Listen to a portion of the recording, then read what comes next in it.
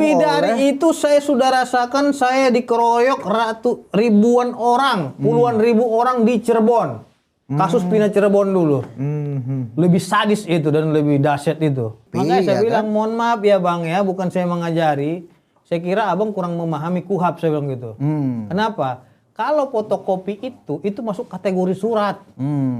Tidak ada pasal yang mengatakan fotokopi itu harus tunjukkan aslinya. Nggak ada. Pasal berapa?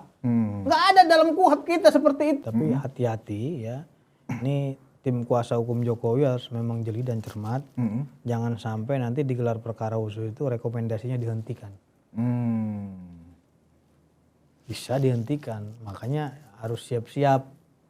Sekarang persiapkan apa yang mau dipersiapkan, bahan-bahan apa saja materinya, pemaparannya dan lain-lain. Bukan orang pengecut seperti yang mereka tuduh. Walaupun mereka nantinya bawa 1 juta massa situ, saya tetap ladenin. Karena kebohongan yang dibiarkan akan menjadi kebenaran yang seolah-olah benar. Itu dan kita harus lawan itu. Saya sudah kedatangan aktor, saya anggap ini aktor ini dalam acara Rakyat Bersuara Selasa malam di Studio iNews Jakarta. Dengan Presiden Petisi Ahli, praktisi hukum, pengacara mawar Pitra Romadhoni Nasution. Apa kabar Bung Pitra? Alhamdulillah kabar baik Bang Budius. Saya harus kasihkan nilai 9,8 ya atas penampilan Bung Pitra dalam goyang acara kiri kanan semua. Benar luar biasa. Bahkan seorang Wakapolri pun tumbang di tangan seorang Presiden Petisi Ahli. Nah memang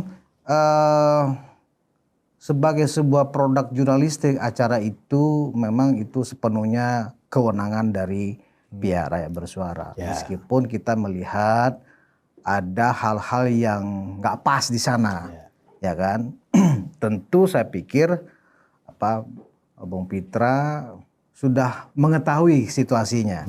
Nah, yang agak sedikit terpotong itu kita ingin tahu. Karena di bagian akhir itu ya terkesan Bung Pitra tuh dikeroyok ya oleh gengnya Rustam Effendi, Roy Suryo, Rismon dengan mengandalkan emak-emak. Masa Presiden Petisi Ahli dikeroyok sama emak-emak. Bisa diceritakan itu dulu nggak Bung Pitra? Iya, jadi yang pertama itu saya nggak tahu mereka bikin strategi apa Bung Budius. Tapi yang pasti setiap saya bicara selalu ada gangguan-gangguan dari penonton. Yang ngomong, yang bersorak dan lain-lain sehingga konsentrasi saya terganggu. Kita ini kan sedang dialog dan fokus pada perdebatan. Tiba-tiba di sana ada yang ngomong bilang bodoh, bilang macam-macam lah. Kan kita juga terakhir kan ini kita mau dialog atau kita mau meladenin penonton. Kan seperti itu. Nah, saya sudah ultimatum kepada mama berisik ini ya. Karena ini penuh itu semua pendukung mereka semua saya lihat di situ. Mak-mak semua banyak banget, ditambah lagi ada bapak-bapak udah tua-tua segala macam. Aduh, saya menganggap ini kalau saya berhadapan dengan mereka itu nggak layak saya untuk berhadapan dengan mereka karena udah tua-tua dan mama juga gitu, ngapain calain mereka. Saya bilang, Ibu bisa diam nggak? Kan ada tuh di segmen pertama itu. Saya lagi bicara, tolong hargai dulu saya bicara. Karena ketika Roy CS bicara, mereka diam. Hikmat banget mendengarnya. Iya kan? Nah ketika saya bicara, gitu. Mengganggu konsentrasi, menjatuhkan mental, ya kan? Kita seperti di kebun binatang jadinya kan begitu. Nah makanya saking emosinya saya bilang, ini saya usir loh kalau sumpah masih teriak-teriak terus. Masih aja terus ngerocos. Padahal lu saya kasih ultimatum.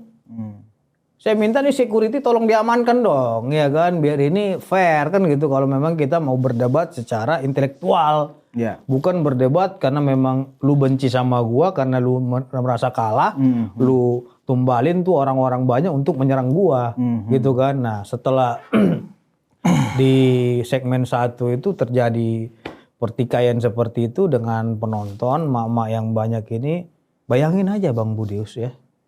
Ini emak-emak ini memang saya lihat ini memang tujuannya bukan untuk kondusif. Karena apa? Karena mereka bawa poster demonstrasi di situ. Oh, berarti memang sudah mereka persiapkan Banyak ya. poster-poster mereka. Apa yang Bung Pitra sempat baca tulisannya? Poster-posternya itu ya terkait dengan Pak Jokowi nggak enak banget lah bacanya. Oh. Ya sedih juga kita melihatnya ketika memang ajang dialog dan debat itu ada orang demo di situ. Ya kan artinya kita juga merasa dialognya itu nggak nyaman juga. Karena dari segi emak-emak yang berisik itu dia selalu ngomong terus. Sehingga memang saya akui konsentrasi saya terpecah 10. Bukan hanya 2, 10. Yang dari emak-emak, maksudnya dari lawan lagi yang berdebat kan itu. Dari sana lagi, kiri kanan segala macam. Tapi saya salut sama diri saya karena saya bisa tetap tenang. Walaupun di kiri kanan saya dibentur-benturin kan gitu. Nah, tiba-tiba pada waktu saya bicara, Rismon bilang, ini Peter terlalu banyak bicara. Loh bukan masalah banyak bicaranya. Lawan debatnya lagi bertarung dengan saya. Masalah keilmuan hukum. Nah dia maunya itu ketika saya mau memaparkan pandangan hukum, saya langsung di-cut gitu. Lah itu kan namanya memaksakan kehendak dong. Yang namanya kalau berdebat itu kan head to head. Ya kan? Dan saya di situ melihat bukan head to head lagi. 5 lawan 1. Anda kan bisa menonton juga Bang Budius. Betul, mulai dari ex-Wakapolri Ukreseno. Ngantam saya secara hukum dia berbicara, Rismon, Roy Suryo, belum lagi ada 3 orang lagi pengacaranya yang di luar penonton datang ke panggung berdiri begitu saya duduk santai seperti itu. Seharusnya kalau orang santai itu kita santai juga, jangan malah berdiri nunjuk-nunjuk begini.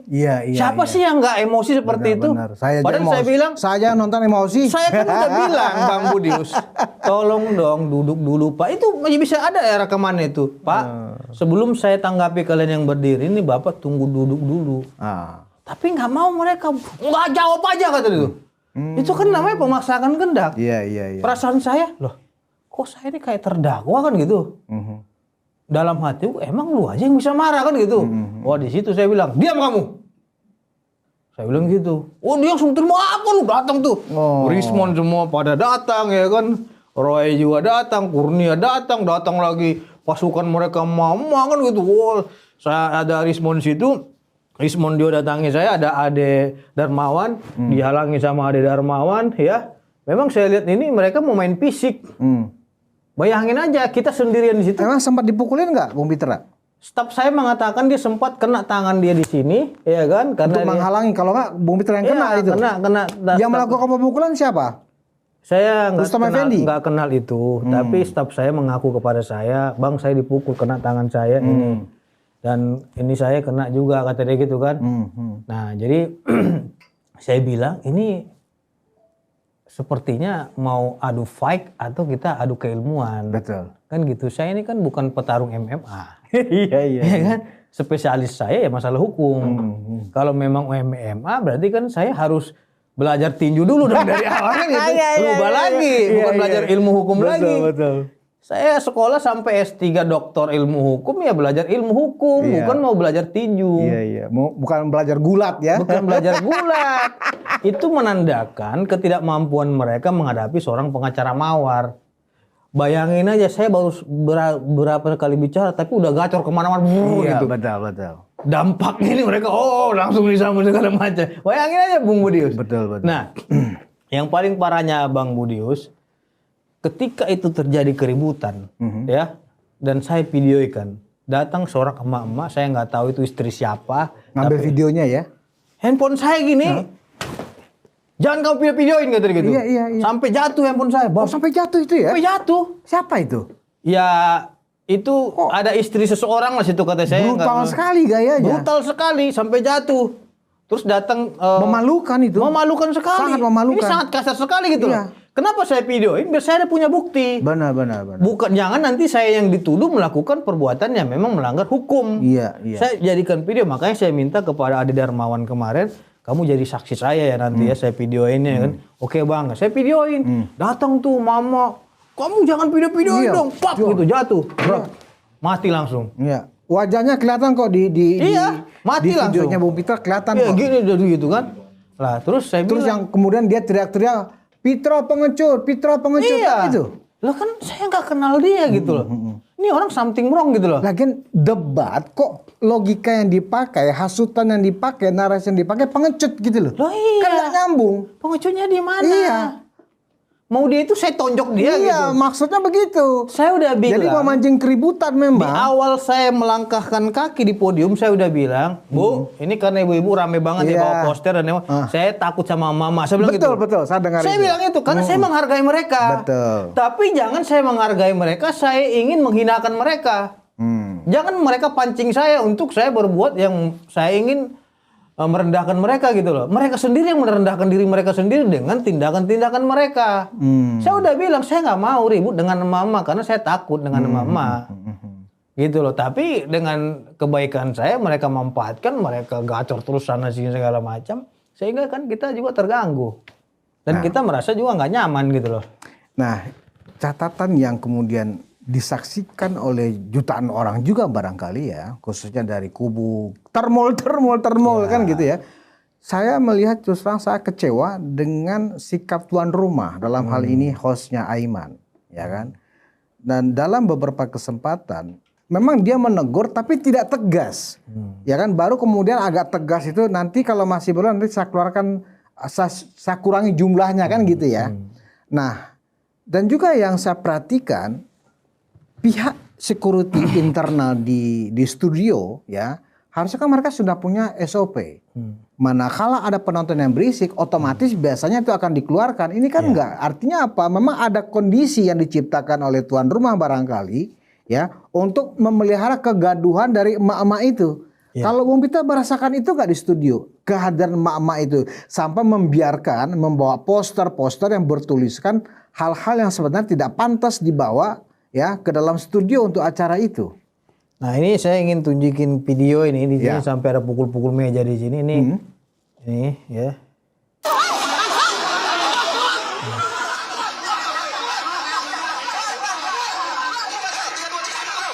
Sampai pukul meja di situ.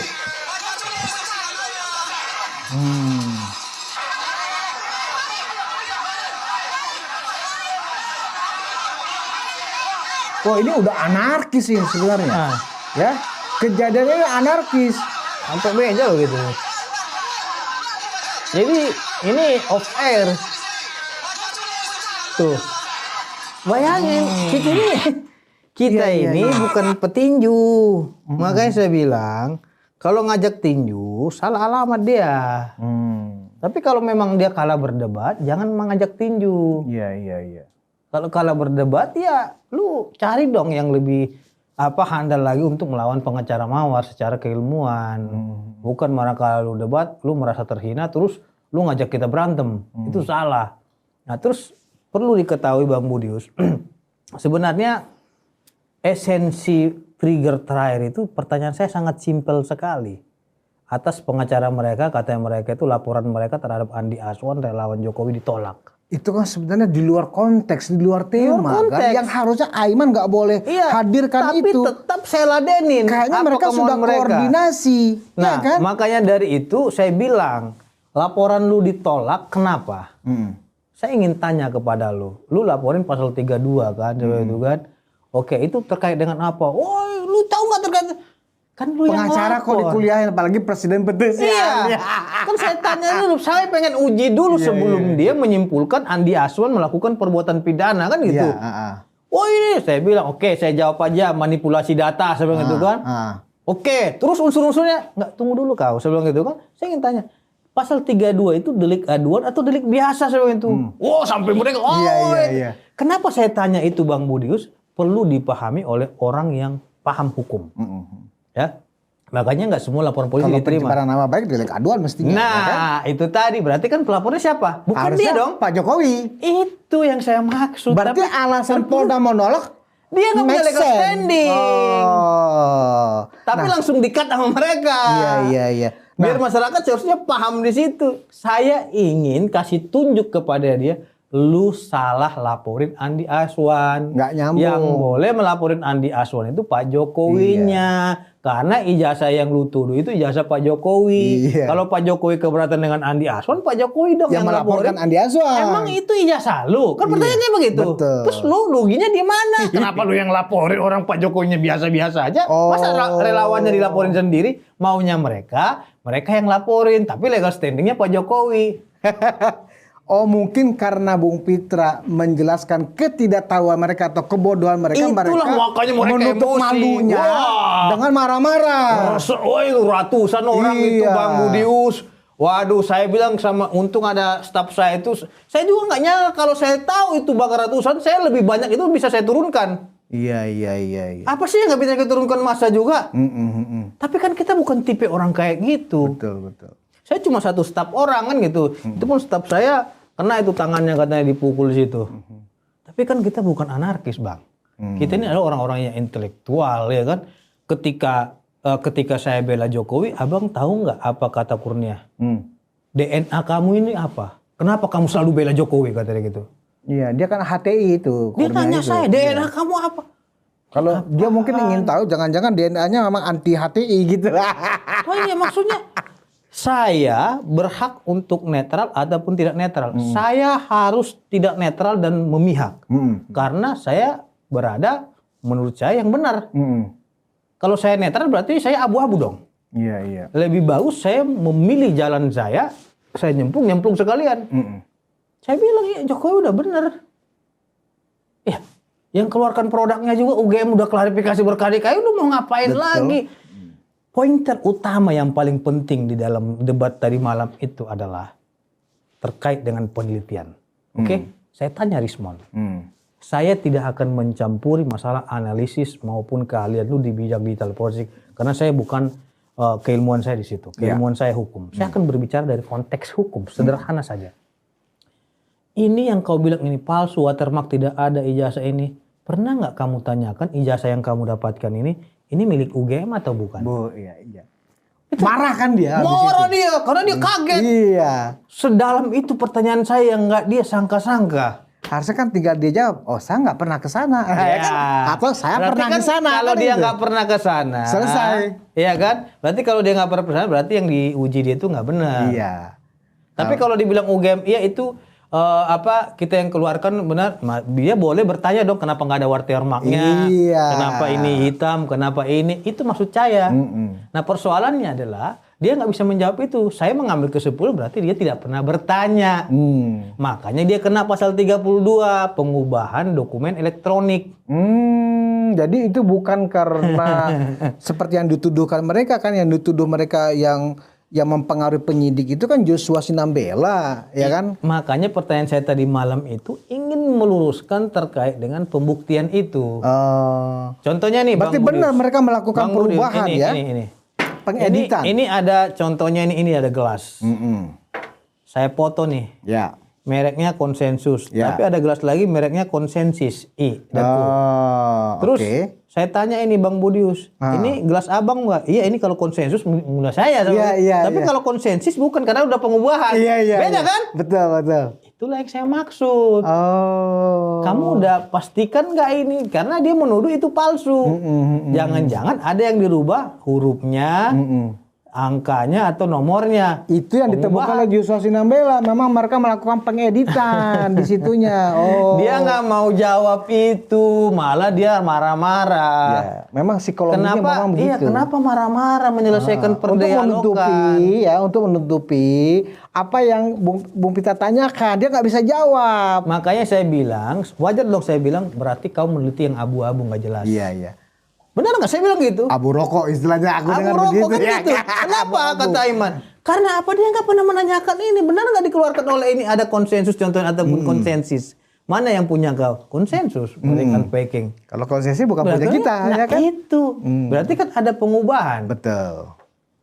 Sesederhana itu ya sebenarnya. Nah kalau dia tanya, oh saya udah tanya, UGM menjawab hasil penelitian kami yang ijazah ini benar milik mereka. Baru mereka konfirmasi kenapa nggak ada watermark. Contohnya penelitian mereka, kenapa nggak ada ininya? Nah, yang bisa melaporkan bukan mereka, Bang. Kalau ada contohnya dugaan palsu, UGM ya dong. Benar. Kan itu delik aduan. Betul, bukan delik biasa. Iya, kan yang dicatut nama UGM kok mereka yang ribut. Nah, nanti saya bilang gitu, dibilang saya ini bela Jokowi. Memang saya bela Jokowi karena dia benar. Iya. Bukan karena ujuk-ujuk saya ada angin nggak ada. Enggak, udah lama kita kawal kasus ini. Dari awal bertikai juga kita udah berdiri dan diminta pendapat oleh para media.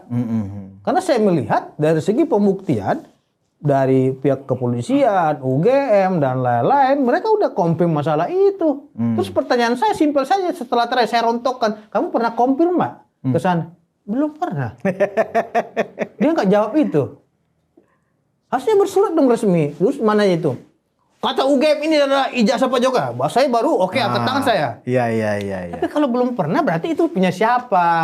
Dan Desmond Siapa yang menjamin itu tidak dirubah angkanya? menjawab, tapi dia justru mencari alasan lain kemudian marah-marah ke Bung Pitra. Iya, makanya saya juga kan aneh juga. Kan saya bukan bahan untuk dimarah-marahi. Saya bahan untuk tukar pikiran. Harusnya dia tanya. Jadi kelakuan si Rizwan itu persis seperti yang dilakukan oleh Pak Ugro. Lah iya, sama seperti Pak Ugro Seno. Ya kan? Dia bilang akhirnya marah-marah juga ke Bung Pitra kan. Ketika Bung Pitra menanyakan apakah Pak Ugro sudah membaca putusan yang PN Surakarta apa belum. Tinggal udah atau belum, itu aja jawabannya. Karena kata dia ini salah, ini tidak tepat. Loh, saya tanya tidak tepatnya di mana? Iya kan ini karena kita ini yang bahasa ijazah palsu. Pertanyaan saya yang palsu yang mana, Pak? Iya, saya kan tidak bilang ijazah palsu. Lah kan katanya Bapak bilang ini persoalan ijazah palsu. Berarti kan Anda seolah-olah menyimpulkan. Saya bilang itu. Simpel saja pertanyaan saya. Karena kita berbicara kasus Bambang Tri dan Gus Nur. Bapak sudah pernah nggak baca putusan Pengadilan Negeri Surakarta? Malah kemana-mana. Saya Bang Budi, setiap berkata itu saya sudah pelajari dulu. Dan saya sangat menyayangkan Dan saya baca itu. Seorang mantan Wakapolri, ya kan nggak menguasai masalah tapi berani tampil debat seperti itu kan memalukan. Saya kasihan ya kan? Jadinya. Terakhir ini diolok-olok oleh pendukungnya Pak Jokowi di TikTok. Viral itu jadinya. Oh iya. Kata orang masa sekelas Wakapolri seperti itu. Iya, sangat disayangkan memang. Statementnya kata orang itu. Hanya karena merasa sudah menjadi politisi PDIP. Makanya saya bilang mohon maaf ya Bang ya, bukan saya mengajari. Saya kira abang kurang memahami KUHAP, saya bilang gitu. Kenapa? Kalau fotokopi itu masuk kategori surat. Tidak ada pasal yang mengatakan fotokopi itu harus tunjukkan aslinya. Nggak ada. Pasal berapa? Nggak ada dalam KUHAP kita seperti itu. Dan surat itu hanya satu nilainya. Karena pasal 184 itu mengatur 5 alat bukti yang harus dipenuhi. Yang pertama surat. Yang mah itu ijazah ke, fotokopi ke, SKCK ke, ya kan. Apa transkrip nilai, itu satu nilainya. Selain surat, ada saksi. Kita buat laporan polisi kan harus ada saksi juga. Dikomprim nih suratnya, benar nggak ini. Nah setelah saksi, ada lagi yang namanya keterangan ahli. Dipanggillah ahli pidana, dipanggillah ahli akademik, ya kan, dipanggil lah ahli digital forensik membahas itu. Nah, terus ada petunjuk yang kelima, keterangan terdakwa. Beliau ini hanya berpatokan pada bukti surat. Saya bilang itu nilainya 1. Yang paling tinggi apa tuh? Di antara banyak. Sama semua nilainya. Oh, sama ya. Berarti kalau ditambahkan bisa menjadi nilainya lebih dari 1 kan gitu? Lebih dari 1, itu maksud saya. Jangan Anda berpatokan pada surat. Dan tahu nggak Bapak, saya bilang gitu kan, pelapor dalam kasus Gus Nur dan Bambang itu bukan Pak Jokowi. Iya. Masa orang lain yang melapor, lu suruh Pak Jokowi datang ke Boyan tunjukin aslinya? Kan beda. Iya. Pelapornya adalah relawan. Bagaimana pemahaman hukum Pak Ugro kalau begitu ya? Padahal kan sudah mantan Wakapolri loh. Makanya saya bilang saya kasihan aja sama beliau. Itu kok bisa jadi Wakapolri begitu? Jadi kenapa gitu? Karena kita lihat dia jadi bulan-bulanan ini netizen. Saya lihat di TikTok, waduh banyak banget. Iya. Netizen. Bukan apa, kita kan sebenarnya kalau memang bicara yang manis-manis lah. Jangan ada tendensi ataupun hal apapun lainnya. Seperti kita nggak ada tendensi ke orang. Ketika berdebat ya kita berdialog. Bukan malah kita langsung menuduh seseorang itu melakukan contohnya palsu, ya kan. Apa contohnya itu penipu dan lain-lain, itu kan nggak bagus juga. Kalaupun kita mau menuduh orang kan kita selalu bilang dugaannya. Itu lebih manis gitu loh dibanding menjustifikasi seseorang melakukan perbuatan padahal dia tidak melakukan apa-apa. Oke. Kemudian juga di malam yang sama, Bung Pitra, semalam maksudnya Selasa malam itu, Pak Jokowi juga menyampaikan sikapnya dalam suatu dialog juga di sebuah TV swasta yang pada intinya mengatakan Pak Jokowi ya ingin tuntas masalah ini di pengadilan, bukan lewat RJ, apalagi ini kemudian sampai di SP3, ya kan? Nah, itu artinya apa? Artinya memang apa yang kemarin berusaha di framing oleh Ugroseno bahwa ini kalau nanti sampai ke kejaksaan, sampai ke penuntutan, deponering kan begitu. Kemudian dia disebut juga atau kalau enggak presiden ya karena ini sudah rusuh bisa mendatangkan polarisasi di masyarakat, bisa memberikan abolisi. Gimana pendapat Bung Pitra? Itu ngawur gak sih itu pandangannya itu? Itu pandangan ngawur dan terlalu jauh. Itu mah blunder bagi jaksa kan gitu. Apa yang mau dideponering? Sebenarnya ngerti nggak dia masalah-masalah begitu kan gitu. Yang deponering itu sebenarnya kan pernah kita ingat pada kasus cicak dan buaya kan. Iya. Nah itu kalau ini disandingkan dengan kasus seperti itu kan nggak nyambung ya. Ini kan perkara one person pribadi sipil. Pak Jokowi juga bukan presiden dia. Ini kan masalah pencemaran nama baik. Nama baiknya yang diinikan. Nah, terus orang menuduh itu palsu, wajib dibuktikan yang menuduh dong palsunya di mana. Ini persoalan hukum, bukan persoalan pengampunan ataupun hal lainnya. Nah, kalau seumpamanya nanti semua orang diampuni ya besok-besok minta maaf selesai kasus. Sama seperti kemarin, saya sidang pencemaran nama baik terhadap diri saya. Iya, yang di Bondowoso ya. Gimana akhirnya? Dia hina-hina saya, hina Pak Jokowi, terus segala macam saya laporin Bang Budius. Ditangkap dan ditahan. Dan sekarang sudah menjadi terdakwa di Pengadilan Negeri Bondowoso. Nah, pada waktu pemeriksaan itu ya, dia minta maaf. Mohon ampun kata segala macam. Saya bilang, kalau semuanya yang mulia dimaafkan, orang-orang besok-besok nanti minta maaf selesai perkara. Iya. Terus keadilan buat saya apa? Dia melakukan perbuatannya ketawa-ketawa dia. Minta maaf selesai. Gampang itu, tapi dia udah menuduh orang. Jadi ini harus dihukum perbuatannya. Kalau memaafkan ya saya maafkan dia. Tapi perbuatannya itu harus tolong diproses hukum. Ya sama juga ya, seperti yang diusulkan oleh Pak Ugro. Udah begitu Pak Jokowi sudah statement. Ini saya benar merasa dihinakan sehina-hinanya, direndahkan serendah-rendahnya. Terus tiba-tiba Ugroseno bilang deponering aja nanti di Jaksa Agung. Lah, seolah-olah dia tidak punya nurani, tidak punya empati. Manakala dia seperti itu diperlakukan, emang dia terima dihina sehina-hinanya seperti yang diterima oleh Pak Jokowi. Coba kembali ke kau, mau nggak kau digituin? Iya. Ya kan? Jadi jangan selalu gampang karena orang yang merasakan bukan dirinya. Kan yang dihina kan orang lain. Secara konteks hukumnya itu relevan nggak menurut Bung Pitra? Itu usulannya si Ugroseno itu. Ngawur itu ngawur. Ngawur ini ya. kan privat orang. Apa urusan dicampur masalah hukum? Ya kan? Untuk kepentingan hukum, untuk kepentingan umum yang mana? Urgensinya apa?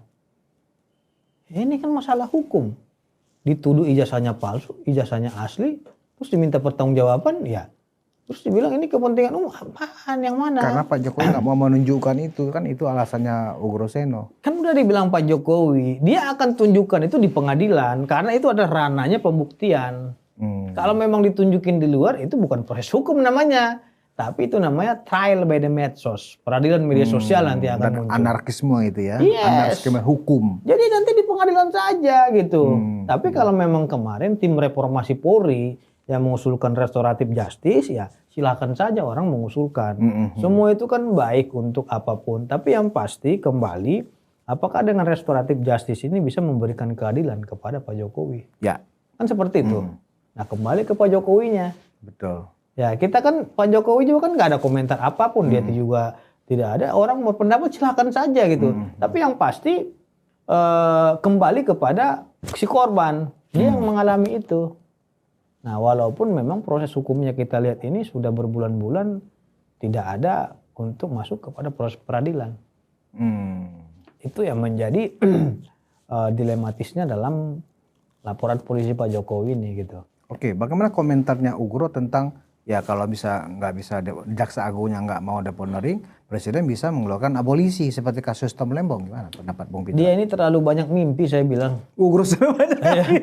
Terlalu banyak. Terus apa sih urgensi dia intervensi perkara kayak gini? Iya. Kan kita muncul tanya-tanya, berarti kan something wrong nih. Kalau Bung Peter bertanya apa urgensinya, Iya, ya apa? Ugro Seno, karena begini Bung Peter, kan sekarang sudah mulai terbongkar nih bahwa di belakang ini ya ada kepentingan PDIP. PDIP ternyata ditenggarain ya ada di belakang apa orang-orang ini, Roy Suryo dan kawan-kawan ini, ya kan terbukti dari pernyataannya press conference-nya Egy Sujana, 16 miliar kalau bisa membuktikannya dari Bu Megawati.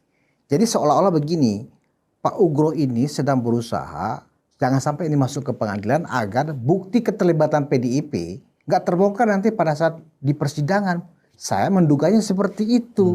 Begitu juga ketika deponering Jaksa Agungnya nggak mau, abolisi, ya kan, agar nggak sampai ke persidangan supaya boroknya PDIP dalam kasus ini, keterlibatan PDIP nggak diketahui. Saya dugaan saya seperti itu. Ya, Gimana menurut Bang makanya Mitra? saya bilang kalau deponering sama abolisi terlalu jauh ya. Karena memang ini perkara remeh-temeh ya, bukan masalah urusan negara kan gitu. Ini adalah urusan masalah pencemaran nama baik ya, urusan masalah manipulasi data dan lain-lainnya yang memang harus dilakukan sesuai dengan ketentuan hukum. Lain halnya kalau memang ada kasus yang mengangkut kebijakan birokrasi pemerintahan. Kalau memang contoh kayak kasus Tom Lembong ya kan, kasusnya siapa yang ASDP itu kan terkait dengan birokrasi pemerintahan. IRA itu ya yang Ya IRA silakan kalau untuk berkait birokrasi, tapi kalau memang di luar non birokrasi pemerintahan itu bagaimana? Kalau dianggap ini sudah menimbulkan kegaduhan dan menciptakan semacam segregasi sosial, ya kan, itu tetap tidak relevan ya. Ya kan yang buat gaduh kan bukan Pak Jokowi. Pak Jokowi cuma santai-santai aja duduknya. Pertanyaannya yang buat gaduh siapa kan gitu. Nah makanya saya bilang yang menciptakan perkara sendiri siapa, yang laporin siapa, yang merasa terintimidasi siapa, yang merasa terkriminalisasi siapa. Lah kan mereka duluan yang laporin ke Mabes Polri dihentikan. Pak Jokowi nggak ada laporin gitu loh. Dilapor balik baru mewek gitu loh, nangis-nangis sampai sesunggukan gitu kan susah juga.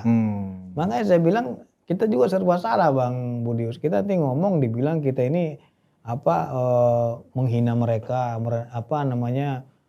merusak nama baik mereka. Padahal mereka nggak sadar begitu dahsyatnya dampak yang mereka timbulkan atas kasus ini gitu loh. Jadi sebenarnya keributan yang muncul adalah dampak dari kecerobohan mereka, sikap mereka yang memang ingin menjatuhkan nama baik Pak Jokowi, kan itu sebenarnya muncul keributan. Itu persoalannya. Ini kan persoalan one person. One person, ya. Bukan urusan negara ini. Benar. Pertanyaan saya kalau urusan negara yang mana urusan negara, masalah ijazahnya Pak Jokowi. Ya kenapa dibilang untuk kepentingan umum? Yang mana? Kepentingan umum yang mana? Kan nggak ada nyambungnya. Tinggal ya saya minta siapapun yang memang coba intervensi kasus ini, janganlah, kasihan Pak Jokowi kan gitu. Apalagi beliau ini presiden 2 periode. Bagaimanapun cerita hargailah beliau. Ya saatnya nanti kita butuh beliau. Itu aja intinya. Nah untuk perkembangan terakhir pemeriksaan para tersangka ini, saya mendapat kabar pekan depan ya mungkin Senin semuanya akan mengikuti gelar perkara 8 orang tersangka ini. Ya gelar perkara khusus yang saya bilang kemarin. Ya. Kenapa gelar perkara khusus? Karena mereka mengajukan itu. Apakah menurut Bung Pitra setelah gelar perkara khusus itu selesai dilakukan, apakah kemudian Bung Pitra menduga bahwa setelah itu melihat kelakuan mereka ya udah tahan aja daripada bikin berisik? Apakah seperti itu atau tetap ya udah paling setelah itu besoknya ya kan keluar pemberkasan mungkin P21 serahkan ke kejaksaan? Enggak, kalau biasanya gelar perkara itu nggak bisa langsung menahan orang karena dia bisa langsung menahan orang. Karena dia itu meminta rekomendasi apa petunjuk-petunjuk dalam perkara tersebut. Tapi hati-hati ya. Ini tim kuasa hukum Jokowi harus memang jeli dan cermat. Jangan sampai nanti di gelar perkara khusus itu rekomendasinya dihentikan. Bisa dihentikan, makanya harus siap-siap. Sekarang persiapkan apa yang mau dipersiapkan, bahan-bahan apa saja materinya, pemaparannya dan lain-lain. Karena saya yang melakukan gelar perkara khusus itu udah sering kali Bang Budius. Jadi yang dilakukan setelah gelar perkara khusus itu adalah mereka meminta rekomendasi ya? Iya, nanti di gelar perkara khusus para peserta gelar akan memberikan rekomendasi kepada pimpinan gelar. Nah, pimpinan gelar ini nanti akan membuat suatu kesimpulan bersama dengan peserta gelar terkait dengan perkara ini, apakah dilanjutkan atau dihentikan. Oh, hanya 2 pilihan ya? 2 pilihan itu. Dihentikan atau Nah, dilanjutkan? kalau dilanjutkan nanti akan dikasihkan rekomendasi kepada penyidik. Petunjuknya apa-apa saja. Gitu kan, ini dilengkapi ini dan lain-lain. Tapi kalau memang dihentikan selesai, case close. Apa peran kuasa hukum Pak Jokowi di dalam gelar perkara itu? Yes, perannya sangat penting dan besar sekali ketika dia ingin meyakinkan para peserta gelar terkait kasus ini dalam murni pidana. Tapi kalau memang yang bersangkutan tidak bisa menjelaskan, muncul pertanyaan-pertanyaan yang mendalam dari para peserta gelar terhadap kasus ini. Sehingga hati-hati, bisa subjektivitas ataupun ya bisa menganggap ini bukanlah kasus pidana. Makanya harus benar-benar bisa meyakinkan para peserta gelar, meyakinkan para ahli yang ada di situ bahwasanya itu adalah murni pidana dan perbuatannya ada gitu. Kalau dari analisa Bung Pitra berdasarkan substansi dari kasusnya yang dilaporkan oleh Pak Jokowi, pencemaran nama baik, ujaran kebencian, penghasutan dan seterusnya, apalagi ada temuan baru, pengeditan atau pemalsuan dokumen ya kan? Apakah secara teoritis ya kan, publik kan ingin tahu, walaupun kita nggak ikut dalam gelar perkara itu, secara substansi dan materi-materi yang dimiliki oleh penyidik, kalau misalnya kita sebagai peserta dari gelar perkara, rekomendasinya apa kalau versinya Bung Pitra nih dari materi yang sudah tersedia? Karena penyidik juga nanti akan dimintai pemaparannya. Oh. Penyidik juga situ seperti terperiksa dari para peserta gelar yang ada. Nah, ketika memang itu sudah dipaparkan oleh masing-masing pihak, baik pelapor maupun terlapor dan penyidik, nanti ada di sesi kedua itu gelar internal di antara para peserta gelar. Itu disuruh keluar itu yang pelapor dan terlapor. Suruh keluar dulu. Suruh keluar dulu. Di sesi kedua ini baru ketiga kesimpulan. Oh. Apakah ini dilanjutkan atau dihentikan gitu.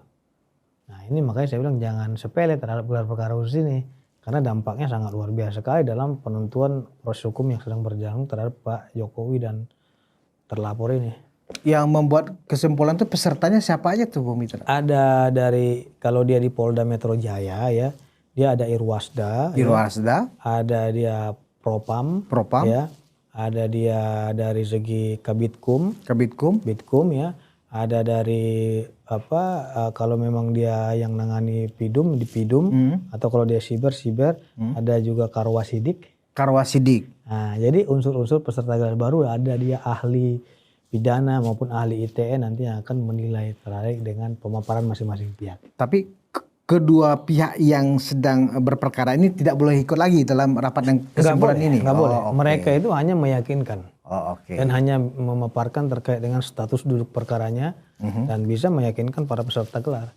Karena setelah mereka meyakinkan itu mereka akan ditanya lagi nih sama peserta gelar.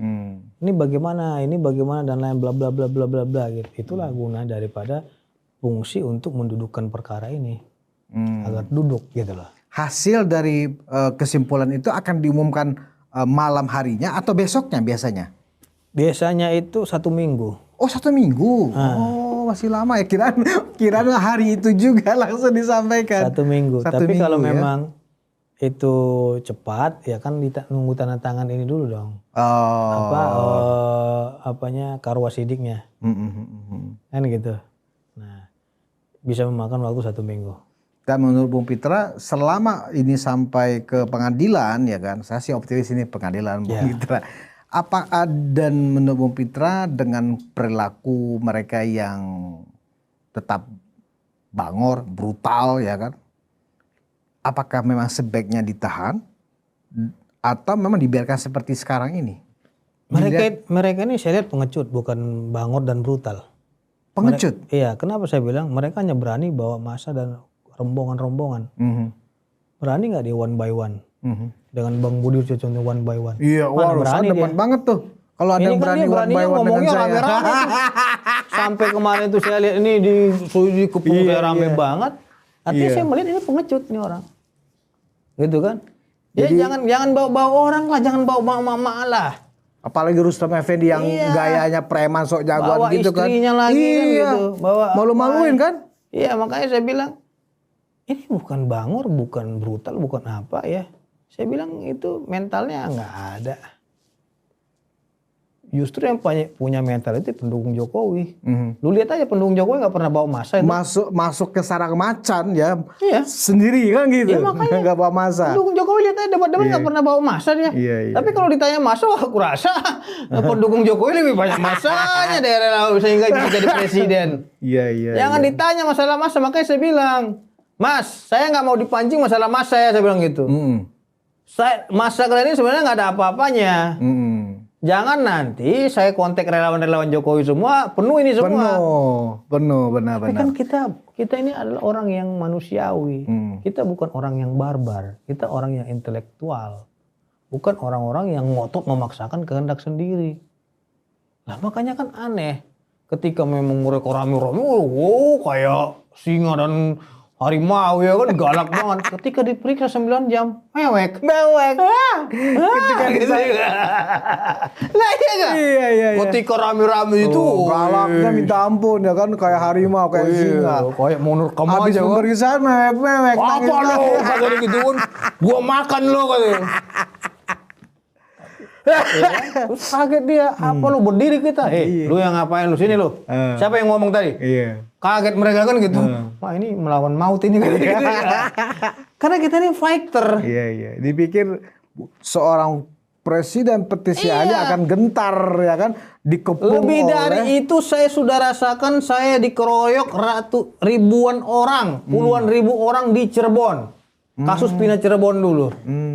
Lebih sadis itu dan lebih dahsyat itu. Jadi ini kecil lah ya. Aduh, nggak ada air-airnya saya bilang. Yang mengeroyok itu, yang emak-emak itu, kebanyakan emak-emak udah level nenek-nenek sebenarnya, kita kasihan yang juga nyangkut, ya kan. nasi bungkus nyangkut di sini. Dicolok sama dia gitu. Gitu. Ada tuh. Masih ada fotonya ini. Iya kan? Saking gatalnya, aduh ada nasi nih gitu. Tarik dia. Jadi kayak gitu mau kita lawan itu. Makanya saya bilang saya nggak mau komentar masalah mama. Mereka memang saya juga nggak ngerti. Mereka sengaja bawa emak-emak yang udah tua atau urgensinya apa gitu. Terakhir nih Bung Pitra, sebagai partner dari media yang sering didatangkan oleh televisi termasuk juga pihak Rakyat Bersuara, apa penilaian Bung Pitra terhadap keimparsialan seorang Aiman sebagai host, sebagai apalagi yang dia kan punya jabatan ya di medianya sebagai pemimpin redaksi, ketika melihat penonton melihat semuanya acaranya nggak seimbang, di mana kelihatan sekali, jelas sekali ya keberpihakan waktu dan kesempatan untuk berbicara lebih banyak diberikan kepada pihak Roy Suryo. Mak-mak itu sengaja dibiarkan datang dan kemudian berisik juga dibiarkan seolah-olah seperti itu. Dan sudah ada koordinasi antara Aiman dengan security-nya untuk membiarkan mereka tuh ribut. Padahal kan kalau security bertindak kan mereka bisa diam sebenarnya atau disuruh keluar. Nah, komentar Bung Pitra sebagai partner atau dari media gimana? Saya udah konfirmasi itu kepada Bang Aiman. Saya bilang, ini Bang kenapa tadi malam itu rombongan mereka itu penuh semua. Jadi Aiman bilang, saya juga kaget Bang terkait dengan itu. Saya juga nggak nyangka itu. Karena kita juga udah siapkan mahasiswa tapi ternyata udah dipenuhi pendukung mereka sore hari. Nah jadi saya juga sebenarnya udah larang jangan ribut. Tapi aja masih nggak kondusif. Saya juga nggak mainkan itu katanya gitu. Ya artinya kita kan kurang merasa nyaman juga sebenarnya. Tapi kalau memang tujuannya mau ribut biar saya juga pola saya rubah sebenarnya itu kan. Biar saya juga bawa pasukan. Yang ada kan kita sama-sama bawa pasukan sebenarnya itu kan. Mengenai ketidaknetralan Aiman dalam mengatur flow pembicaraan biar kelihatan tidak berpihak. Sini lebih diberikan kesempatan bicara, sisi sini diberikan kesempatan lebih sedikit, itu gimana? Kalau mengenai itu saya nggak tahu manajemen di MNC seperti apa. Karena kan mungkin media kan memiliki suatu target ataupun standar. Jadi Bung Pitra nggak ada masalah itu ya? Iya kan dari apa. Saya sih dalam setiap perdebatan apapun no problem ya. Mau dikasih saya dikit ataupun banyak, yang menilai itu bukan saya, tapi masyarakat. Kan begitu. Iya. Nah, yang pasti kita tetap berpikir positif dan jalan lurus saja. nanti silakan masyarakat yang menilai. Gitu. Tapi tujuan kita ya kita bela Pak Jokowi ya intinya kita ingin meluruskan keadaan hukum yang ada gitu. Artinya menurut Bung Pitra silakan penonton yang menghakimi acara itu apakah itu acara yang memang layak ditonton seterusnya atau memang ya udah ini acara ini nggak layak karena memang lebih berpihak kepada orang yang ingin menjatuhkan Pak Jokowi kan gitu karena ya. kan bisa kita lihat kolom komentar di TikTok itu aja dibaca tanggapan netizen seperti apa. Iya. Artinya kalau toh benar ada semacam agenda setting dari media untuk memanfaatkan acara itu untuk demi mengejar rating, kan kalau televisi kan mengejar rating atau sekarang mereka juga punya YouTube-nya mengejar viewer. Mungkin mereka akan mendapatkan rating, tetapi dari sisi nama baik, integritas, ya kan, bisa aja stasiun itu mungkin tidak dianggap sebagai media yang benar-benar menampilkan sebuah sisi jurnalisme yang objektif, barangkali begitu ya. Itu menurut Bung Pitra itu hak penonton untuk menilai. Iya, biarkan nanti penonton yang menilai. Karena kalau saya menghakimi media kan nggak enak juga. Karena bagaimanapun juga kan kita semua ini mitra. Nah dan masyarakat nanti akan menentukan. Dan Bung Pitra tetap akan terus hadir manakala diundang di acara-acara seperti itu. Tetap akan hadir. Dalam pertempuran apapun kita ini selalu tetap kalau diundang dan hadir kita gitu ya. menunjukin bahwasanya kita bukan orang pengecut seperti yang mereka tuduh. Walaupun mereka nantinya bawa 1 juta massa situ, saya tetap ladenin. Karena kebohongan yang dibiarkan akan menjadi kebenaran yang seolah-olah benar. Itu dan kunci. Kita harus lawan itu. Sekalipun itu kebohongan disusun dengan dalil lainnya, ya kan? Kita harus melawan itu sampai kebohongan itu terpecah. Ya kalau di framing terus yang nggak benar, lama-lama kan orang beranggapannya benar. Oh berarti benar nih, palsu biasanya kan gitu. Betul. Karena nggak ada bantahan. Justru seorang pengacara mawar melawan itu. Karena saya tanya nih Andi Aswan, katanya saya nggak mau lagi ke situ katanya gitu. Saya bilang nggak boleh gitu. Ada kemarin juga saya larang datang ke situ, ada relawan Jokowi, jangan. Tetap datang. Jangan biarkan Jokowi berjalan sendirian, saya bilang gitu. Sekalipun itu di kandang macan seperti Bang Budius itu, kau ini seorang kesatria, hadapin. Itu bos. Kita ini diciptakan bukan jadi pengecut. Kita ini seorang petarung dan relawan itu berdiri dari air mata. Dan mereka juga tahu Jokowi nggak pernah bayar mereka, tapi mereka untuk bangsa dan NKRI ini luar berjuang. biasa. Begitu.